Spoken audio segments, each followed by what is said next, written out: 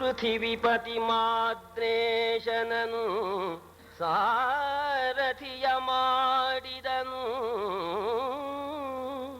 ಒಲವು ಮಿಗಲು ಅತಿರಥ ಭಯಂಕರ ಭಾನುಸುತನು ಆಗವಕ್ಕೆ ನಡೆತಂದ. ಪೃಥಿವಿಪತಿ ಮಾದ್ರೇಶನನು ಸಾರಥಿಯ ಮಾಡಿದನು. ಒಲವು ಮಿಗಲು ಅತಿರಥ ಭಯಂಕರ ಭಾನುಸುತನು ಆಗವಕ್ಕೆ ನಡೆತಂದ. 17ನೇ ದಿವಸದ ಯುದ್ಧ.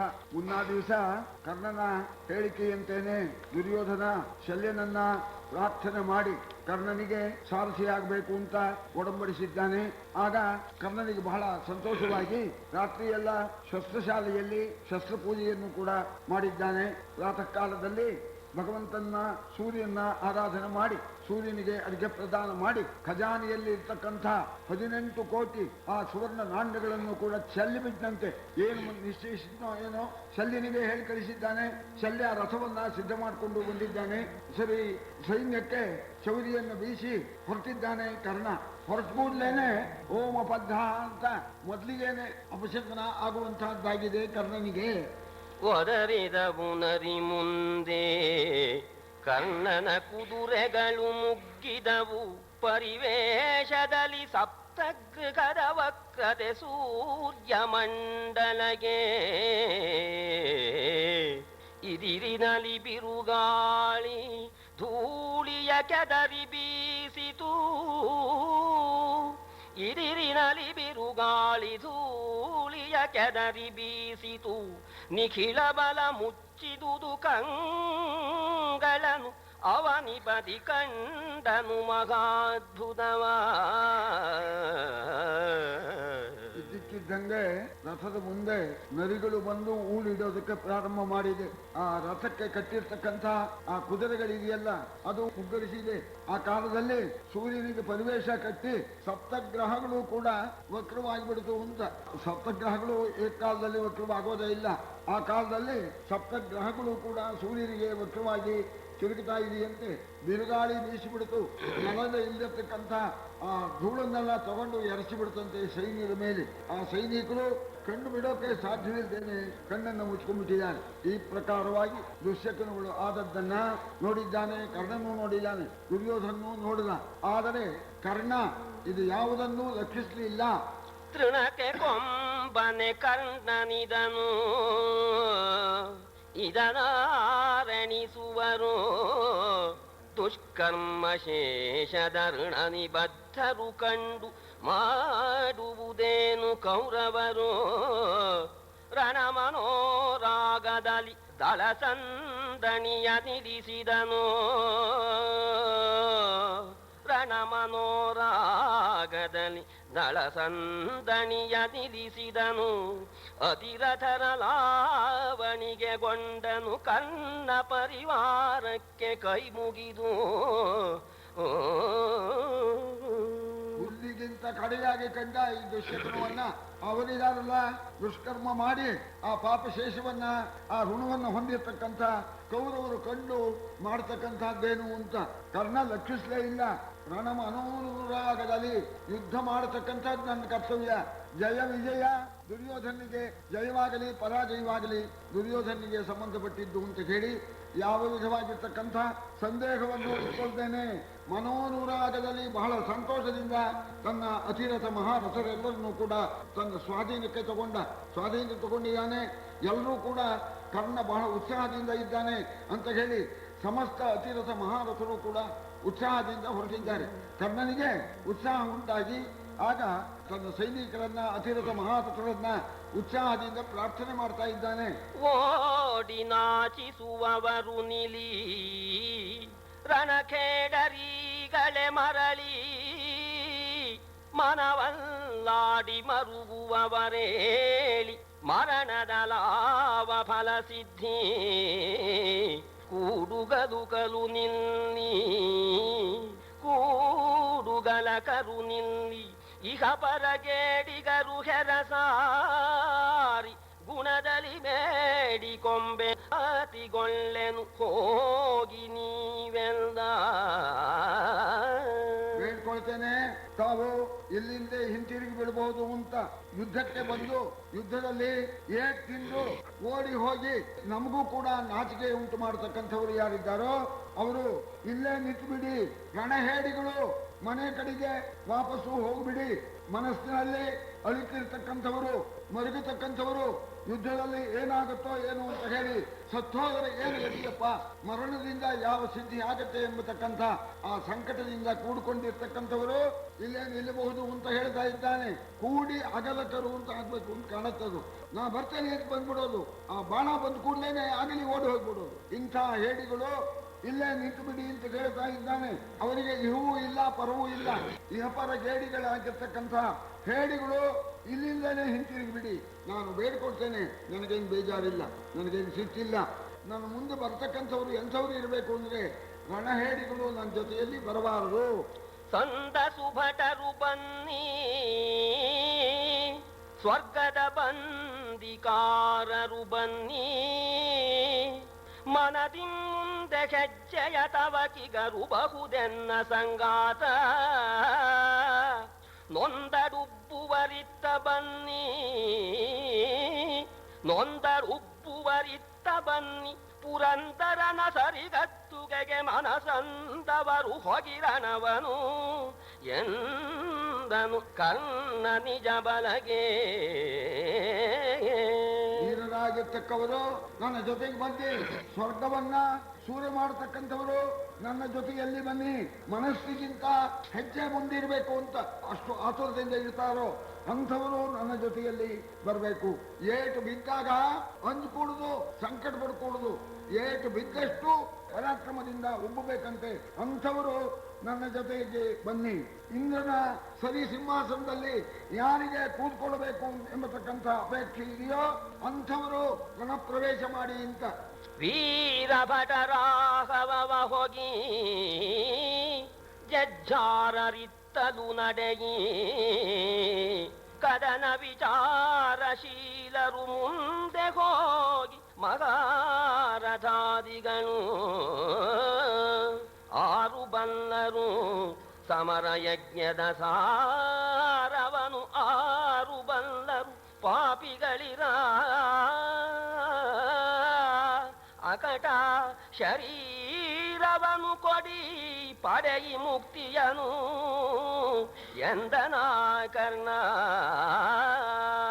ವೀರರಾಗಿರ್ತಕ್ಕವರು ನನ್ನ ಜೊತೆಯಲ್ಲಿ ಸಮರಾಂಗಣಕ್ಕೆ ಬನ್ನಿ ಮತ್ತು ಉದ್ಧತರಾಗಿರ್ತಕ್ಕಂಥವರು, ಪರಾಕ್ರಮಶಾಲಿಗಳಾಗಿರ್ತಕ್ಕಂಥವರು, ಯುದ್ಧ ಎಂಬತಕ್ಕಂಥದ್ದು ಒಂದು ಯಜ್ಞ ಅಂತ ಯಾರು ಭಾವನೆ ಮಾಡ್ತಾರೋ, ಯುದ್ಧ ಯಜ್ಞದಲ್ಲಿ ಪ್ರಾಣವನ್ನ ಅರ್ಪಿಸಿದರೆ ಶ್ರೇಷ್ಠವಾಗಿರ್ತಕ್ಕಂತಹ ಪದವಿ ದೊರೆಯುತ್ತೆ ಅಂತ ಯಾರು ತಿಳ್ಕೊಂಡಿದ್ದಾರೋ ಅವರು ನನ್ನ ಜೊತೆಯಲ್ಲಿ ಬನ್ನಿ. ಇದೇ ಮಾತು ಕೊಡಿ, ನಶ್ವರವಾದ ಶರೀರವನ್ನ ಕೊಡಿ, ಶಾಶ್ವತವಾದ ಮುಕ್ತಿಯನ್ನು ಪಡೆಯಿರಿ ಅಂತ. ಶರೀರ ಅಂದ್ರೆ ಶೀರ್ಯತೆ ಅಂದ್ರೆ ಜೀರ್ಣವಾಗತ್ತೆ, ನಾಶವಾಗತ್ತೆ. ನಾಶವಾಗತಕ್ಕಂಥ ಶರೀರವನ್ನ ಕೊಡಿ, ಮುಕ್ತಿಯನ್ನ ಪಡೀರಿ, ನನ್ನ ಜೊತೆಯಲ್ಲಿ ಬನ್ನಿ ಅಂತ ಎಲ್ಲರಿಗೂ ಕೂಡ ಪ್ರೋತ್ಸಾಹ ಕೊಟ್ಟದ್ದಲ್ದೇನೆ ಮುಖ್ಯ ದಳವಾಯಿ ಕರ್ಣ ಆಗ ತಾಂಬೂಲವನ್ನ ಮುಗಸೇಲಿ ತೆಗೆದುಕೊಂಡ್ಬಿಟ್ಟು, ರಾಯ ಕೇಳೈ ಕರ್ಪೂರದ ತವಲಾಯಿಗಳ ನೊಡೆದು ಭಟರಿಗೆ ಹಾಯಿಕಿದನು, ಅಂಜುಳಿಗಳಲ್ಲಿ ಮೊಗೆದು ಬೇಸರದೆ ಸಾಯದಿಗರೇ ರಣದೊಳಗೆ ರಾಧೇಯನಿ ಮನ್ನಣೆಗೆ ಬದುಕುವ ನಾಯಿಗಿಗ ಬರವುಂಟೆ ಎಂದುದು ನಿಖಿಲ ಪರಿವಾರ. ವಿಶಿಷ್ಟವಾಗಿರ್ತಕ್ಕಂಥ ತಾಂಬೂಲಗಳನ್ನ ಕೈಯಲ್ಲಿ ಬೊಗಸೆಯಲ್ಲಿ ಹಿಡ್ಕೊಂಡು ಎಲ್ಲರಿಗೂ ಕೊಡ್ತಾ ಇದ್ದಾನೆ. ಅತಿರಥ ಮಹಾರಥ ಸಮಸ್ತರಿಗೂ ಕೂಡ ಕೊಡ್ತಾ ಇದ್ದಾನೆ.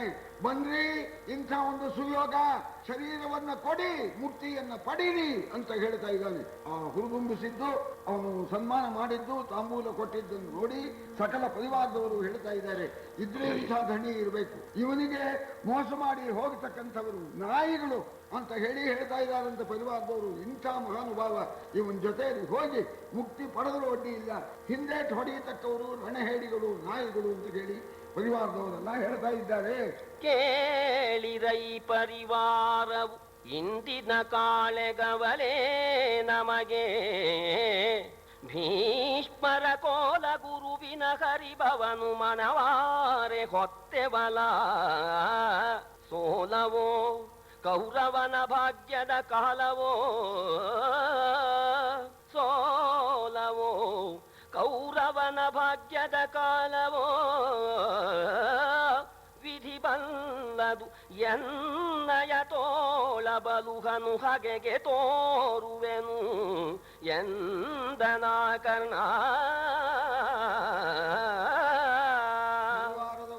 ಅತಿರಥ ಮಹಾರಥರು ನನ್ನ ಮಾತನ್ನ ಕೇಳಬೇಕು. ಇಂದಿನ ಯುದ್ಧ ಸಾಮಾನ್ಯವಾಗಿರ್ತಕ್ಕಂಥದ್ದಲ್ಲ. ಭೀಷ್ಮ ದ್ರೋಣರ ಆ ಕೆಲಸ ಏನಿದೆಯೋ ಅದರ ಜವಾಬ್ದಾರಿಯನ್ನ ನಾನು ಹೊತ್ತುಕೊಂಡು ಈ ದಿವಸ ಯುದ್ಧಕ್ಕೋಸ್ಕರ ಹೊರಟಿದ್ದೇನೆ. ಆದ್ದರಿಂದ ಸೋಲವೋ ಅಥವಾ ಗೆಲುವೋ ಅದು ಕೌರವನಿಗೆ ಸಂಬಂಧಪಟ್ಟಿದ್ದು. ದುರ್ಯೋಧನಿಗೆ ಅದೃಷ್ಟವಿದ್ರೆ ನಮಗೆ ಗೆಲುವಾಗುತ್ತೆ, ದುರ್ಯೋಧನ ಅದೃಷ್ಟಹೀನನಾದರೆ ನಮಗೆ ಸೋಲುಂಟಾಗುತ್ತೆ. ಅದು ದೈವ ಇಚ್ಛೆ, ವಿಧಿಗೆ ಗೊತ್ತು. ಆಗಿದ್ದಾಗಲೇ ಇವತ್ತು ನನ್ನ ಬಾಹುಬಲ ಪರಾಕ್ರಮವನ್ನ ಆ ಶತ್ರು ಸೈನ್ಯದಲ್ಲಿ ನಾನು ತೋರಿಸ್ತೇನೆ. ಆವ ತೋರಿಸಲಾಪನರ್ಜುನ ದೇವನನು ರಿಪು ಬಲದೊಳು ಆತಂಕೀವೆನೀ ಪದಕವನು ಖಡೆಯವ ವಜ್ರಮಾಣಿಗದ ಆವನಿ ಫಲುಗುಣನ ತೇರಿನ ಠಾವಿರೇ ಎಂದವಗೆ ಇದೆ ಮುಕ್ತಾವಳಿ ಅಲಂಕಾರವೆಂದನು ಕರ್ಣ ನಿಜ ಬಲಗೆ. ತೋರಿಸ್ತಾರೋ ಅರ್ಜುನ ದೇವನನ್ನ ಅಂತಾನೆ. ಇಲ್ಲಿ ಅರ್ಜುನ ಅನ್ನೋಲ್ಲ ನೋಡಿ, ಅರ್ಜುನ ಪರಾಕ್ರಮಶಾಲಿ ಅಂತ ಅನ್ನೋದಕ್ಕೋಸ್ಕರ ಹೇಳ್ತಾ ಇದ್ದಾನೆ. ಅರ್ಜುನ ದೇವನನ್ನ ನಮ್ಮ ಸೈನ್ಯದಲ್ಲಿ ಯಾವನು ತೋರಿಸ್ತಾನೋ ತೋರಿಸಿದ್ದವನಿಗೆ ಈ ವಜ್ರದಿಂದ ಮಾಡಿರ್ತಕ್ಕಂಥ ಬಂಗಾರದ ಬಳೆಯನ್ನ ಕೊಡ್ತೇನೆ. ಅರ್ಜುನನ ರಥ ಇಂಥ ಕಡೆ ಇದೆ ಅಂತ ಯಾರು ಅರ್ಜುನನ ರಥವನ್ನು ತೋರಿಸ್ತಾನೋ ಅಂಥವನಿಗೆ ಮುತ್ತಿನ ಹಾರವನ್ನ ಕೊಡ್ತೇನೆ. ನರನ ತೋರಿಸಿದವಗೆ 100,000 ಪಟ್ಟಣವ ಅರ್ಜುನನ ಮೋಹರವಿದೆ ಎಂದವಗೆ ಕೊಡುವೆನು 10,000. ನರನ ತೆರಳಿಸಿ ತಂದು ತನ್ನೊಡನರುಗಿದಗೆ 100,000 ಒಲಿತವ ಬರೆಸಿ ಕೊಡುವೆನು ರಾಯನಾನೆಲ್ದ. ತೋರಿಸ್ತಕ್ಕಂಥವನಿಗೆ 100,000 ಪಟ್ಟಣವನ್ನ ಉಂಬುಡಿ ಹಾಕಿ ಕೊಡ್ತೇನೆ. ಇದೇ ಅರ್ಜುನನ ಸೈನ್ಯ ಅಂತ ಯಾರು ತೋರಿಸ್ತಾರೋ ಅವರಿಗೆ 10,000 ಪಟ್ಟಣವನ್ನ ಕೊಡ್ತೇನೆ. ಅರ್ಜುನನ್ನ ಕೆರಳಿಸಿಬಿಟ್ಟು ನನ್ನ ಎದುರಿಗೆ ಯುದ್ಧಕ್ಕೆ ಯಾವನು ತರ್ತಾನೋ ಅವನಿಗೆ 10,000 ಆನೆ 1,00,000 ಕುದುರೆಗಳನ್ನ ಬಾಂಡ್ ಬರೆದು ಕೊಟ್ಟಾಗೇನೆ ಬರೆಸಿ ಕೊಡ್ತೇನೆ ಅಂತ ಹೇಳಿ ಉತ್ಸಾಹದಿಂದ ಪರಿವಾರಕ್ಕೆ ಹೇಳ್ತಾ ಇದ್ದಾನೆ. ತೋರಿರೈ ಫಲುಗುಣನನು ಇದಿರಲಿ ತೋರಿರೈ ಸಿತಗಯನನು ಅಕಡ ತೋರಿರೈ ವಿಜಯನನು ನಿಮಗೆಯು ಸ್ವಾಮಿ ಕಾರ್ಯವಲ. ತೋರಿ ಪಾರ್ಥನನು ಅವನ ನೆತ್ತದ ಸೂರ್ಯ ಶಾಕಿನಿಯರಿಗೆ ನಿಮೆಗುರ ಸೂರೆಯೋ ಭಂಡಾರ ಕೌರವರಾಯನಾನೆಲ್ಲ. ಫಲುಗುಣನನ್ನ ತೋರಿಸಿರಿ, ಶಿರವಾಹನ ಅಂತ ಹೇಳ್ತಾರಲ್ಲ, ಬಿಳೆ ಕುದುರೆಯನ್ನು ಕಟ್ಟಿರ್ತಕ್ಕಂಥ ಆ ಅರ್ಜುನನ ರಥವನ್ನ ತೋರಿಸಿರಿ. ಇದು ನಿಮಗೆ ಸ್ವಾಮಿ ಕಾರ್ಯ, ಅಂದ್ರೆ ನೀವು ಮಾಡಬೇಕಾದ ಕೆಲಸ. ಆದ್ದರಿಂದ ಸ್ವಾಮಿ ಕಾರ್ಯ ಈ ಕೆಲಸವನ್ನ ನೀವು ಮಾಡಿಬಿಟ್ರೆ, ಅರ್ಜುನನ್ನ ತೋರಿಸಿಬಿಟ್ರೆ, ಅರ್ಜುನನ್ನ ಎದುರಿಗೆ ಕರ್ಕೊಂಡ್ಬಂದ್ರೆ ಆ ಅರ್ಜುನನ ರಕ್ತ ಮಾಂಸಗಳ ಸೂರೆ ಶಾಕಿರಿ ದಾಕಿರಿಯರಿಗೆ ತೋರಿಸಿರ್ತಕ್ಕಂಥ ನಿಮಗೆ ನಮ್ಮ ಖಜಾನೆಗೆ ಸೂರೆ ಮಾಡಿಕೊಟ್ಬಿಡ್ತೇನೆ. ಕೌರವನ ಆಣೆಯಾಗಿಯೂ ಕೂಡ ತಪ್ಪೋದಿಲ್ಲ. ನರನ ಶರಹತಿಗೆ ಎನ್ನ ತನು ಜಚ್ಚರಿತವಾಗಲಿ, ನನ್ನ ಕಣೆಯಲಿ ಬಿರಿಯಲಾತನ ದೇಹ ಖಾಡಿ ಯುದ್ಧದಲ್ಲಿ ಕರುಳಲಿ ತೊಡಕಿ ನೊರೆ ನೆತ್ತರಲಿ ನೆತ್ತರು ಕೂಡಿ ಕಡಿಯಲಿ ಬೆರಸಿ ಕಡಿ ಪಲ್ಲಟಿಸೆ ಕಾದುವೆನು ಇಂದು ಹಗೆಯೊಡನೆ. ಯುದ್ಧವಲ್ಲ, ಇಂದು ಶತ್ರುವಾದ ಅರ್ಜುನೊಡನೆ ಯುದ್ಧ ಮಾಡ್ತೇನೆ, ಕಾಡಿ ಯುದ್ಧ ಮಾಡ್ತೇನೆ ಅಂತ ಖಡ್ಗ ಯುದ್ಧವನ್ನು ಮಾಡ್ತೇನೆ. ನನ್ನ ಖಡ್ಗದಿಂದ ಅರ್ಜುನನ ಮೈಯಲ್ಲಿ ಗಾಯ ಆಗಿ ಮಾಂಸದ ತುಂಡುಗಳು ಉದುರಬೇಕು. ಅರ್ಜುನನ ಖಡ್ಗದಿಂದ ನನ್ನ ದೇಹದಲ್ಲಿ ಗಾಯವಾಗಿ ಮಾಂಸದ ತುಂಡುಗಳು ಉದುರಬೇಕು, ರಕ್ತ ಸುರಿಯಬೇಕು. ಅರ್ಜುನನ ಕರುಳು ನನ್ನ ಕರುಳಿಗೆ ಸೇರಬೇಕು. ಅರ್ಜುನನ ಆ ದೇಹದ ಮಾಂಸ ತುಂಡುಗಳು ನನ್ನ ಮಾಂಸದ ತುಂಡುಗಳೊಡನೆ ಸೇರಬೇಕು. ಆ ರೀತಿಯಾಗಿ ಯುದ್ಧ ಮಾಡ್ತೇನೆ. ಅವನ ಮುಂದಲೆ ತನ್ನ ಕೈಯಲಿ ತನ್ನ ಮುಂದಲೆ ಅವನ ದೇಹದ ಗಾಯವೆನ್ನಯ ಗಾಯ ಚುಂಬಿಸುದ. ಅವನ ಖಡುಗದಲೆನ್ನ ಮೈ ನಾತಿವಿದ ಖಡ್ಗಕ್ಕೆ ನರನ ಮೈ. ಅವನ ಖಡುಗದಲೆನ್ನ ಮೈ ನಾತಿವಿದ ಖಡ್ಗಕ್ಕೆ ನರನ ಮೈ. ಲವಲವಿಸಲು ಅರಿಮೇಲಾಗಿ ಹೊರಲ್ದರೆ ಧನ್ಯತಾನೆಲ್ಲ. ಅರ್ಜುನನ ಮುಂದಲೇ ನನ್ನ ಕೈಯಲ್ಲಿ ಇರಬೇಕು, ನನ್ನ ಮುಂದಲೇ ಅರ್ಜುನನ ಕೈಯಲ್ಲಿ ಇರಬೇಕು. ನನ್ನ ಖಡ್ಗದಿಂದ ಅರ್ಜುನನ ದೇಹಕ್ಕೆ ಗಾಯ ಆಗಬೇಕು. ಅದೇ ರೀತಿಯಾಗಿ ಅರ್ಜುನನ ಖಡ್ಗದಿಂದ ನನ್ನ ದೇಹದಲ್ಲಿ ಗಾಯವಾಗಬೇಕು. ಈ ರೀತಿಯಾಗಿ ನಾನು ತಿಳಿಯತಕ್ಕಂಥ ಆ ಖಡ್ಗಕ್ಕೆ ಅರ್ಜುನ ದೇಹ ಬಲಿಯಾಗಬೇಕು. ಅರ್ಜುನ ತಿಳಿಯತಕ್ಕಂಥ ಖಡ್ಗಕ್ಕೆ ನನ್ನ ದೇಹ ಬಲಿಯಾಗಿ ನಿಲ್ಲೋದಕ್ಕೆ ಸಾಮರ್ಥ್ಯವಿಲ್ಲದೇನೆ ಬುಡ ಮೇಲಾಗಿ ರಣಾಂಗಣದಲ್ಲಿ ಹೊರಳಾಡಿದರೆ ಆಗ ನಾನು ಧನ್ಯ. ಕೈದಣಿಯ ಹೊಯ್ರರಿಯ ಸೀಲಿದು ಬಾಯ್ದಣಿಯ ಮೂದಲಿಸಿ ಹೆಚ್ಚಿದ ಮೈದಣಿಯ ರಿಪುಭಟನ ಹೊಯ್ಲಲಿ ಗಾಯವನು ಪಡೆದು ಹಾಯ್ದ ಕರುಳಿನ ಮಿದುಳ ಜೋರಿನ ತೊಯ್ದ ರಕ್ತಾಂಬರದಿ ತಾನಿರಲು ಐದಿ ಕುರುಪತಿ ಕಂಡನಾದರೆ ಧನ್ಯತಾನೆಲ್ಲ. ದಣಿಯೋವರಿಗೂ ಶತ್ರುವಾದ ಅರ್ಜುನನ್ನ ಹೊಡಿಬೇಕು. ಆ ನನ್ನ ಮೈ ದಣಿಯೋವರಿಗೂ ಕೂಡ ದೇಹದಲ್ಲಿ ರಕ್ತ ಸುರಿಬೇಕು. ಮತ್ತೊಂದು ಮೈ ದಣಿಯ ರಿಪುಬುಟನ ಹೊಯ್ಯಲಲ್ಲಿ ಆ ಶತ್ರುವಾಗಿರ್ತಕ್ಕಂಥ ಅರ್ಜುನನ ಹೊಡೆತದಿಂದ ನನ್ನ ಮೈ ದಣದು ಹೋಗ್ಬಿಡ್ಬೇಕು, ರಕ್ತ ಸುರಿದು ಬಿಡಬೇಕು, ಮೈಯೆಲ್ಲ ರಕ್ತಮಯವಾಗಿ ಬರಬೇಕು. ಈ ರೀತಿ ನನ್ನ ದೇಹದ ಕರುಳು ಅರ್ಜುನನ ಖಡ್ಗದಿಂದ ಹೊರಗೆ ಬಂದಿರಬೇಕು. ಹೀಗಾಗಿ ನಾನು ಭೂಮಿಯಲ್ಲಿ ಹೊರಲಾಡ್ತಾ ಇರಬೇಕು. ಆಗ ಬಂದು ನನ್ನ ಧಣಿ ದುರ್ಯೋಧನ ನನ್ನನ್ನು ನೋಡಿದರೆ ನಾನು ಧನ್ಯ. ಅವನು ನನ್ನನ್ನು ಸಾಕಿದ್ದಕ್ಕೆ ನಾನು ಸರಿಯಾಗಿರ್ತಕ್ಕಂಥ ಕಾರ್ಯವನ್ನು ಮಾಡಿದ ಹಾಗಾಯಿತು ಅಂತ ಹೇಳಿ ಆವೇಶದಿಂದ ಹೇಳ್ತಾ ಇದ್ದಾನೆ. ಕೇಳು ಧೃತರಾಷ್ಟ್ರಾವನಿಪ ನಿನ್ನಾಳ ಕರೆಯದ ನುಡಿಯನಾಲಿಸಿ ಕೇಳಿದನು ಕಲಿಶಲ್ಯ. ಬೆರಳಲಿ ಮೀಸೆಗಳ ಮುರಿದು ಹೇಳಿನ್ನೊಮ್ಮೆ ಪಾರ್ಥನ ಹೇಳಿ ತೋರಿಸಲೇನ ಕೊಡುವೆ. ನೃಪಾಲಕನ ಪದದಾಣೆ ನುಡಿ ನುಡಿ ಪಾರ್ಥನ ಹೇಳಿ ತೋರಿಸಲು ಏನ ಕೊಡುವೆ. ನೃಪಾಲಕನ ಪದದಾಣೆ ನುಡಿ ನುಡಿ ಕರ್ಣ ನುಡಿ ಎಂದ. ಮಹಾಪ್ರತಾಪಶಾಲಿ ಪರಾಕ್ರಮಶಾಲಿ ಧಣಿಗಾಗಿ ದೇಹವನ್ನು ಅರ್ಪಿಸಬೇಕು ಅಂತ ಉತ್ಸಾಹದಿಂದ ಮಾತಾಡ್ತಾ ಇದ್ದಾನೆ. ಕರೆಯದ ನುಡಿ, ಸತ್ಯವಾದ ಮಾತನ್ನ ಹೇಳ್ತಾ ಇದ್ದಾನೆ.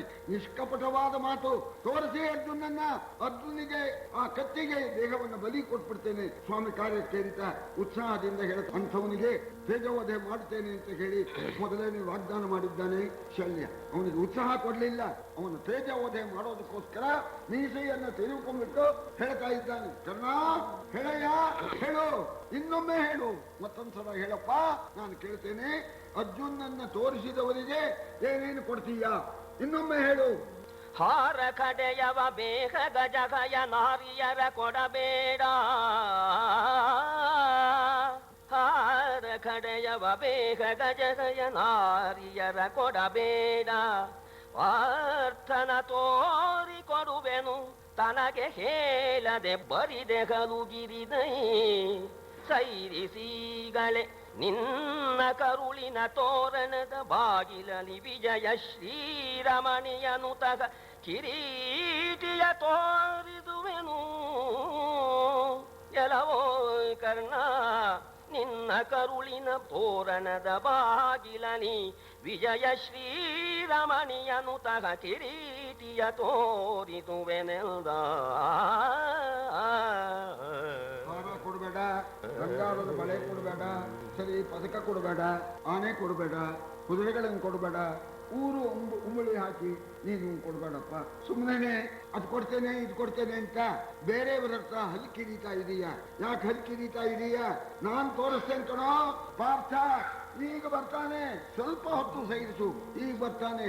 ಈಗ ಬಂದು ನಿನ್ನನ್ನು ಸೀಳಿ ನಿನ್ನ ಕರುಳಿನ ಹಾರದಿಂದ ತೋರಣ ಕಟ್ಟಿ ವಿಜಯಲಕ್ಷ್ಮಿಯನ್ನ ಆ ಮಹಾದ್ವಾರದಿಂದ ಪ್ರವೇಶ ಮಾಡಿಸ್ತಾನೆ. ಬರ್ತಾನೆ. ಈಗ ಮೊಲಗಳ ಹಿಂಡಿನ ಮಧ್ಯಕ್ಕೆ ಹೆಬ್ಬುಲಿ ಬಂದಾಗ ಬರ್ತಾ ಇದ್ದಾನೆ. ನರಿಗಳ ಮಧ್ಯದಲ್ಲಿ ಕಾಡಾನೆ ನುಗ್ಗುವಂತೇನೆ ನುಗ್ಗಿ ಬರ್ತಾ ಇದ್ದಾನೆ. ಸಮಸ್ತ ಶತ್ರು ಸೈನ್ಯವನ್ನು ಕೂಡ ಬೇರೆದು ಬಿಟ್ಟು ನಿನ್ನ ನಾಲಿಗೆಯನ್ನ ಕೊಯ್ತಕ್ಕಂಥ ಅರ್ಜುನ ಬರ್ತಾನೆ. ಈಗ ತೋರಿಸ್ತೇನೆ.